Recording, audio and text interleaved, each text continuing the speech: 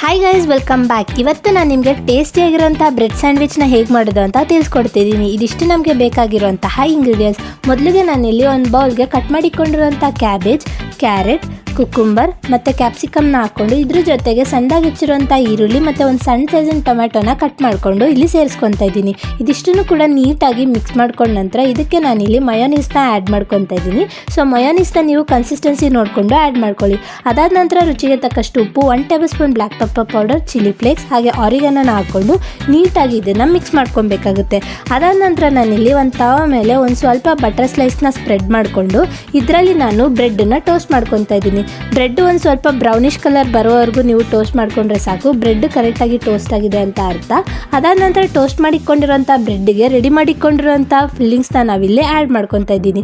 ಸ್ಟಫಿಂಗ್ನ ಎಲ್ಲ ಕಡೆ ನೀಟಾಗಿ ಸ್ಪ್ರೆಡ್ ಮಾಡಿಕೊಂಡು ಇದ್ರ ಮೇಲೆ ಒಂದು ಬ್ರೆಡ್ಡನ್ನು ಇಕ್ಬಿಟ್ಟು ನೀವು ಇದನ್ನು ಕಟ್ ಮಾಡಿಕೊಂಡು ಸರ್ವ್ ಮಾಡಿದ್ರೆ ಆಯಿತು. ಟೇಸ್ಟಿಯಾಗಿರೋಂತಹ ಕೆಫೆಯಲ್ಲಿ ಯಾವ ಟೇಸ್ಟ್ ಕೊಡುತ್ತೋ ಅದೇ ಟೇಸ್ಟ್ ಬರುವಂತಹ ಬ್ರೆಡ್ ಸ್ಯಾಂಡ್ವಿಚ್ ರೆಡಿಯಾಗಿರುತ್ತೆ.